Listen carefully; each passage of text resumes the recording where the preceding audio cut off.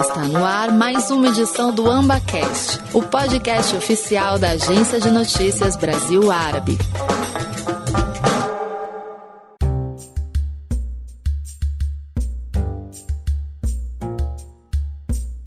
Bem-vindas e bem-vindos a mais um AmbaCast. Eu sou a repórter Thaís Souza e esse é o podcast da Agência de Notícias Brasil Árabe. Por aqui falamos dos países árabes sob novos aspectos culturais e de negócios. E o nosso papo da vez é sobre o chamado Mercado da Saudade. Nome poético à parte, esse nicho foca na venda de produtos típicos para comunidades que estão vivendo fora dos seus países. E hoje a gente vai falar daqueles produtos do Brasil que estão sendo vendidos no exterior, principalmente aqui dos nossos alimentos, para a alegria dos brasileiros que estão lá fora.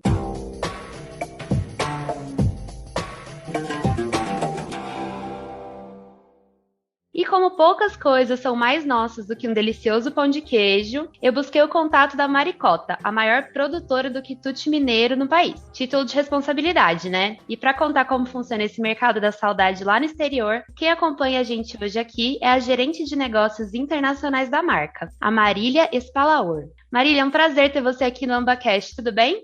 Tudo bem, o prazer é meu poder participar e falar sobre esse assunto tão gostoso, né? Nossa senhora, eu já te contei que eu tô em casa, né? Eu adoro pão de queijo. E aí, Marília, antes da gente mergulhar nessas dicas de mercado, que o pessoal tá aqui para ouvir, que até extrapola, né, a questão do pão de queijo, eu queria que você contasse um pouquinho da história da Maricota, né? Eu vi que é uma empresa que foi fundada por uma mulher, que o nome é inspirado no trabalho delas. Me conta um pouquinho sobre a história. Isso mesmo, a empresa foi fundada pela dona Dirce.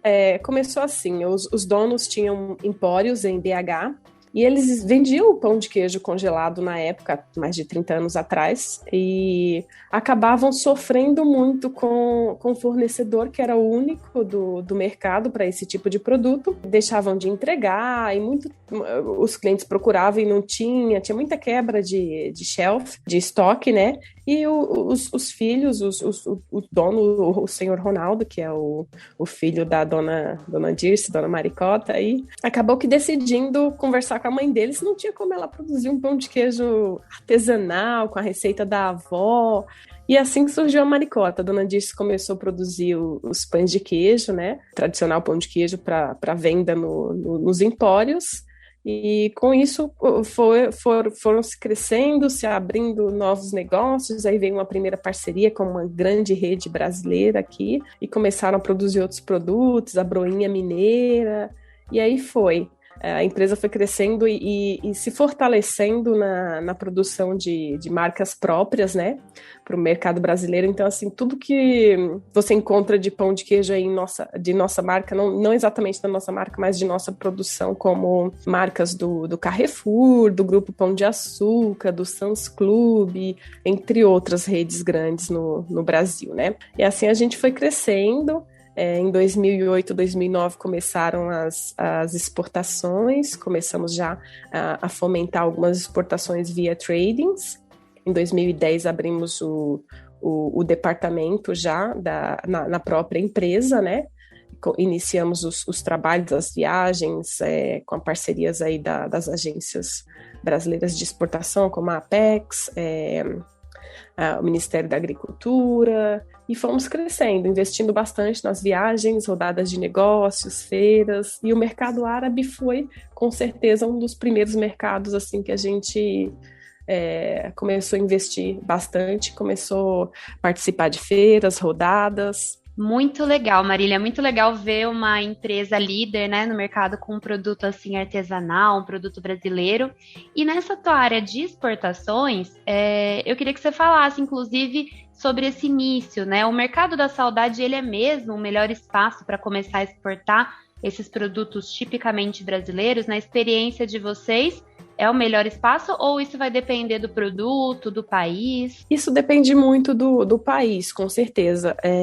Mas é sim o melhor mercado para começar. Se falando em países mais populosos, onde a comunidade brasileira é mais frequente, isso com certeza é um dos melhores mercados para começar, sim, porque a gente inicia ali com os brasileiros, né, com a comunidade brasileira, e tem a oportunidade de expandir ali para a comunidade latina no geral, para os portugueses, entre outros, né? E acaba que muitas empresas escolhem este caminho, porque os brasileiros, eles são muito fiéis aos produtos nossos lá fora, sentem falta mesmo, e quem já morou lá fora sabe como é gostoso você ter um pouquinho do Brasil, se sentir um pouco em casa e achar os produtos que você costumava consumir no Brasil, né? Então, assim, é um ótimo mercado. A gente tem grande parte desse mercado na maioria dos países que a gente exporta. Com certeza é um dos mercados importantes, assim, para o pão de queijo, principalmente, né, que é bem típico brasileiro. Mas tem mercados, por exemplo, como China e Coreia, que a gente partiu direto para o consumidor nativo. Então, assim, já focando no chinês e no coreano. Porque o pão de queijo, por ser uma opção de produto natural, gluten-free, sem conservantes, ele acaba que atrai, né, aos olhares, principalmente dos consumidores mais novos, que estão mais ligados a essas food trends, né, que é gluten-free, all natural. Então, isso ajudou a gente bastante nos Estados Unidos, no Canadá, nos Emirados Árabes, China, Coreia. O consumidor hoje em dia ele está muito ligado nas redes sociais, eles viajam bastante, né? Esses mais novos, então eles conhecem os produtos. Legal, esse mundo globalizado ajuda bastante, né, nessa hora de introduzir aí um produto diferente para as pessoas.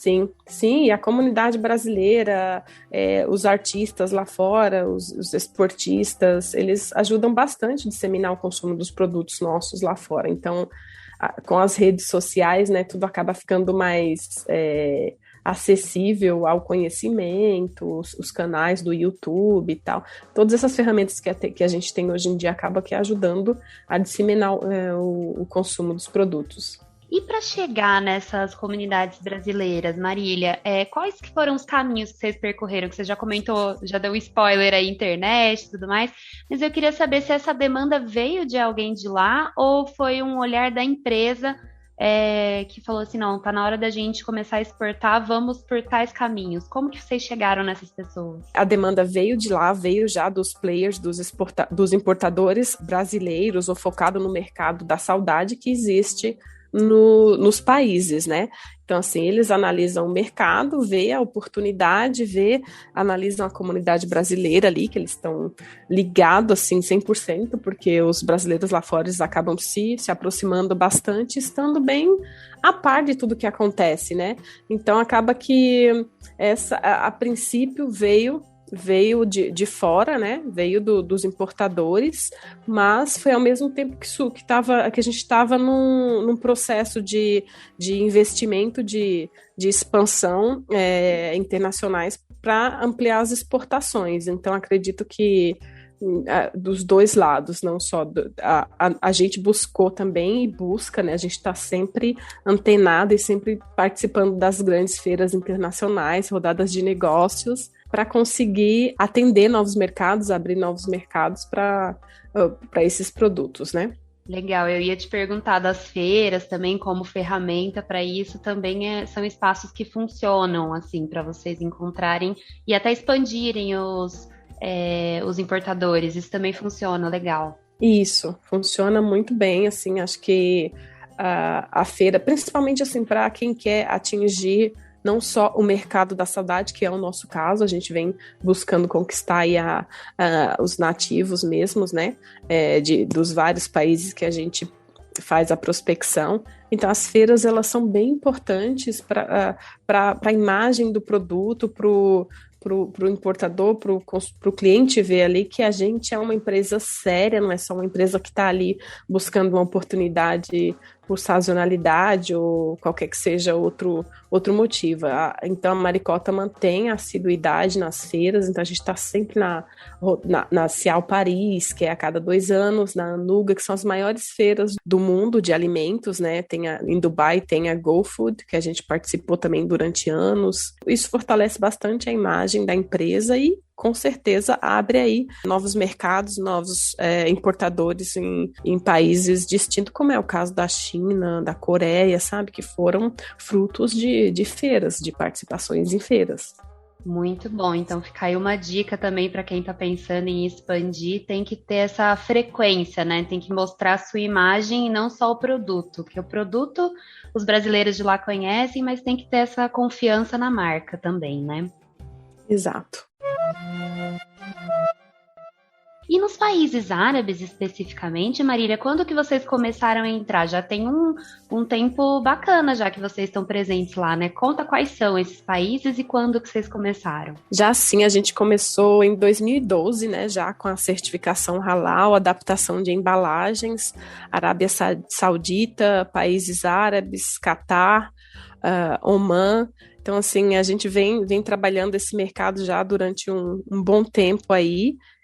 A certificação halal com certeza é importante para essa região, né? Dá aquela segurança e também atende às questões burocráticas de entrada do produto no mercado. Esse mercado é um mercado importante para a gente, desde assim do início praticamente do departamento, a gente vem trabalhando esse mercado e graças a Deus tudo fluindo, tudo dando certo, sabe?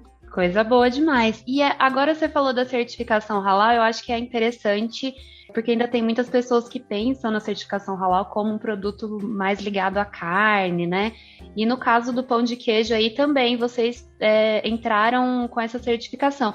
A certificação veio antes da própria entrada no mercado ou foi depois? Veio antes, né? A certificação veio antes. A gente, como o pão de queijo contém ovo e leite, queijo, não fica isento aí da certificação, né? Então, assim, é mais para ter uma rastreabilidade, se não houve nenhuma contaminação com DNA suíno, se o produto realmente tá lícito, né? Que é o que o halal é.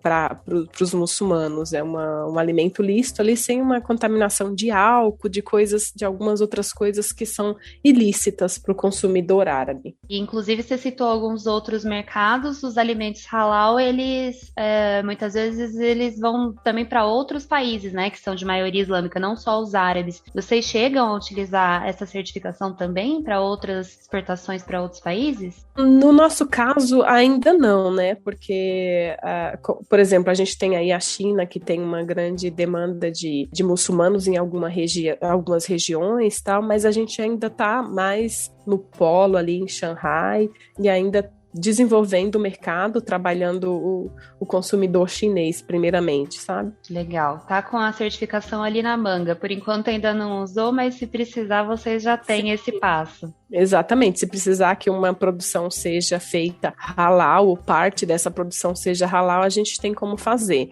Porque assim, toda vez que tem uma produção halal, essa produção é feita separadamente, tem um auditor da certificadora que acompanha, todos os insumos são halal, comprovado ali com certificação, tudo auditado, tudo certinho. Então, assim, ainda é um processo bem complicado, assim, bem, sabe, controlado, tudo bonitinho. A empresa já está bem adaptada para fazer isso, já faz isso há anos, mas toda vez que tem uma certificação, temos aí a presença de um auditor. Eles são bem rígidos nessa questão. Bom, Marília, muito legal. E aí você comentou de alguns desses países, né? A Arábia Saudita, os Emirados, são todos ali países da região do Golfo. Eu queria que você falasse um pouquinho dessa questão estratégica dos Emirados. Eles são um polo para vocês ali, né? Sim, os Emirados, eles funcionam como um hub de distribuição ali pra gente, né, até para atingir os países menores ali do Golfo, como Omã, Catar, a gente acaba utilizando os Emirados mesmo, a gente está com uma parceria com o importador, com um distribuidor na região, né, fica em Dubai, trabalhando esse mercado, desenvolvendo um dos nossos canais principais, né, nessa região é o food service, sem dúvida, mas a gente vem investindo bastante aí no desenvolvimento do mercado para o consumidor que compra online. Você tem alguma coisa que você acharia que seria legal da gente citar de diferença entre esses países? Porque eles estão na mesma região, mas Eu imagino que a Arábia Saudita, por exemplo, ainda tenha questões diferentes dos Emirados. Emirados é um lugar que é muito cosmopolita, tem pessoas de todo mundo. A Arábia Saudita, vocês veem alguma diferença nesse país?